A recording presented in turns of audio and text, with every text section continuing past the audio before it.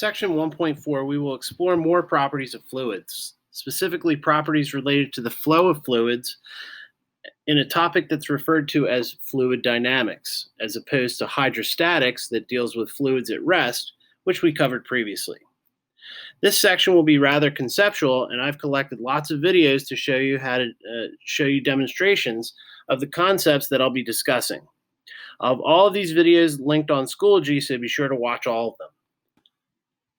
The mathematics required to fully describe moving fluids is extremely complex. Fluid dynamics is one of the areas of physics in which we still have some work to do. And to make things simple enough to understand, we're going to be discussing the models associated with ideal fluids, which have fewer complicating details. When we refer to a fluid as ideal, we'll assume that they have three properties. And our first assumption is that fluids are compressible. This is an extremely good assumption for liquids. When a liquid is compressed, it hardly changes its volume at all.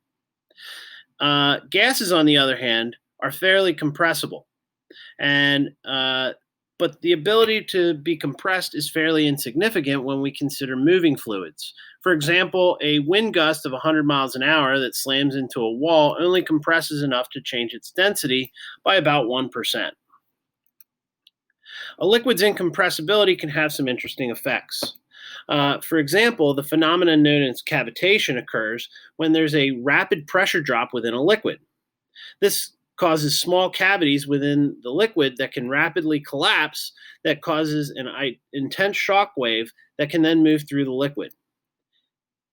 Any solid object that moves extremely quickly through a liquid is going to experience this. Examples of this include the propellers of the boat that are damaged by cavitation shock waves, the inability for fast-swimming marine mammals or animals such as dolphins and tuna to exceed a certain speed through water, and an interesting creature called a pistol shrimp that can snap its claw to create shock waves that stun its prey. When water moves through plumbing in your house, it can be a bad idea to rapidly cease the flow of water.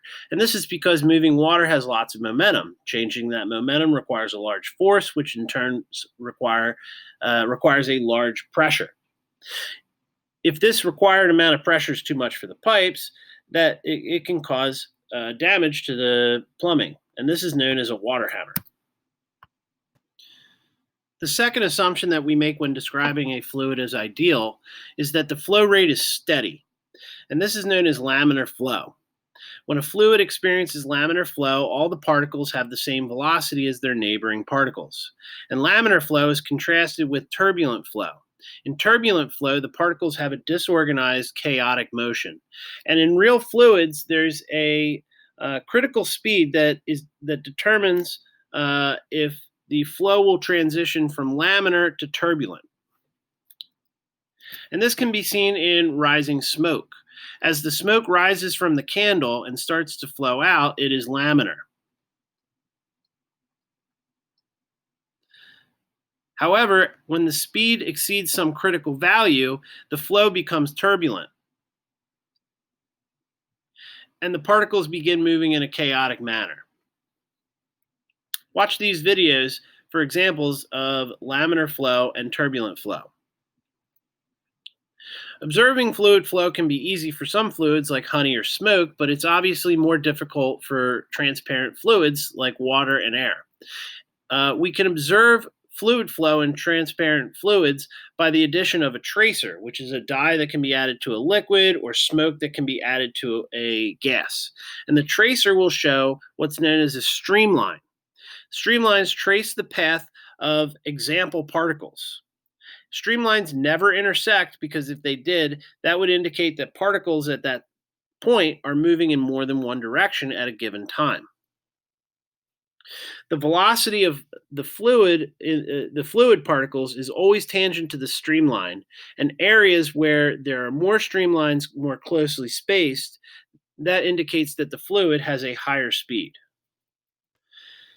And the third assumption that we make when we call a fluid ideal is that it is non-viscous, which means that the fluid does not resist flow. In a real fluid, you do have a measurable viscosity. which is the fluid equivalent to friction. Fluids with large viscosities include honey, oil, and pitch. Be sure to check out the video showing the pitch drop experiment. Pitch is a tar-like substance that flows extremely slowly, and the pitch drop experiment is the world's longest-running experiment. In 1927, Professor Thomas Parnell of the University of Queensland in Australia poured a heated sample of pitch into a sealed funnel and allowed it to settle for 3 years. And then in 1930, the seal at the neck of the funnel was cut, allowing the pitch to start flowing. The pitch slowly fell, forming large droplets that would form and then fall about once every decade. The eighth drop fell towards the end of the year 2000, and then the ninth drop fell in the April of 2014, and the 10th drop is currently still forming. On the other end of the spectrum, liquids that are cooled to temperatures near 0 Kelvin will transition phase from liquids to something called a superfluid, and a superfluid has zero viscosity, which causes it to have all sorts of weird properties like being able to spontaneously flow out of its container. You should know that the viscosity in real fluids will cause the flow rate of the fluid along the surfaces of a tube or a pipe to be slower in flow rate of the liquid in the middle of the pipe. Now let's consider water flowing through a pipe that has a cross-sectional area that becomes smaller. The rate at which mass passes a point in the pipe can be expressed as delta M over delta T. And we can replace delta M with rho times delta V. And we can replace the area, and we can replace delta V with the area times delta X, where delta X is the distance that it moves along the pipe. Because fluids are incompressible, the volume in the pipe must remain constant. And for the volume in a pipe to remain constant, the rate that it is flowing into a given section must equal the rate that it is flowing out of that section.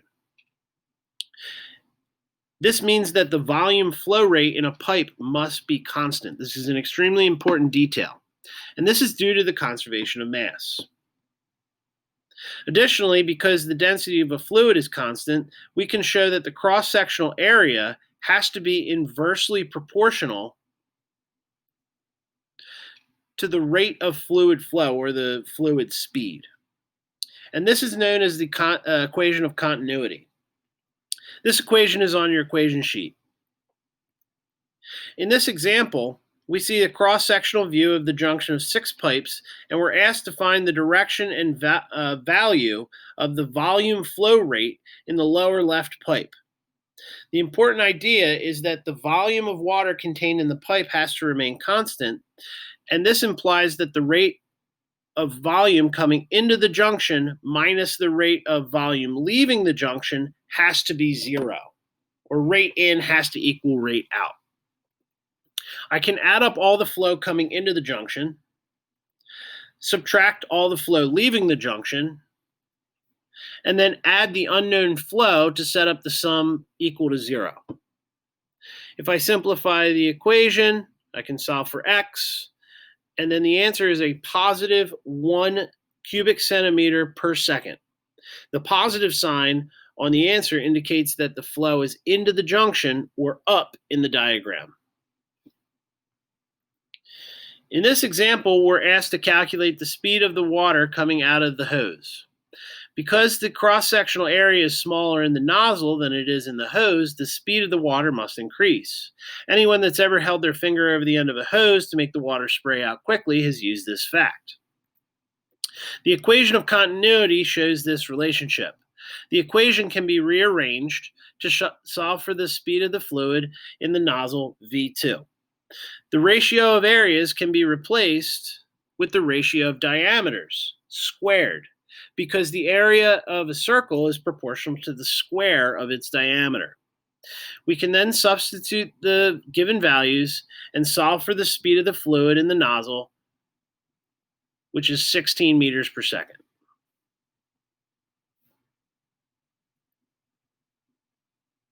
Part B asks us to calculate how long it will take to fill up a 10-liter bucket.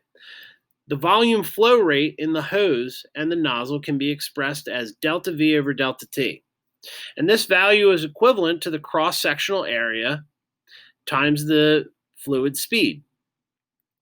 We can rearrange the equation to solve for time delta T. Next, I can substitute 10 liters for the volume. I can substitute the expression for area of a circle with a diameter of 2 centimeters, with the diameter converted into meters.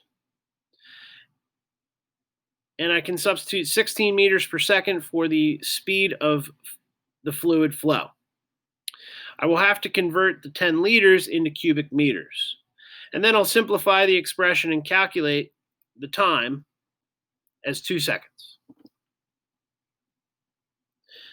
In this example, we will relate the flow rate of the three rivers whose junction is located in Pittsburgh. Water flows into the junction via the Monongahela River and the Allegheny River, and water flows out of the junction via the Ohio River. And we're given the volume flow rates of the Monongahela and Allegheny rivers. Part A asks us to determine the fluid flow rate of the Ohio River given the depth and the width of the river in Pittsburgh. And Part B asks us to calculate the same quantity, but further down the river where the river is deeper and wider. We should expect that our answer in Part B should be less than our answer in Part A because fluid flow rate is inversely proportional to the cross-sectional area. Due to the conservation of mass, the volume flow rate into the junction, which is the sum of the volume flow rate from the Monongahela and the volume flow rate from the Allegheny, has to equal the volume flow rate in the Ohio River.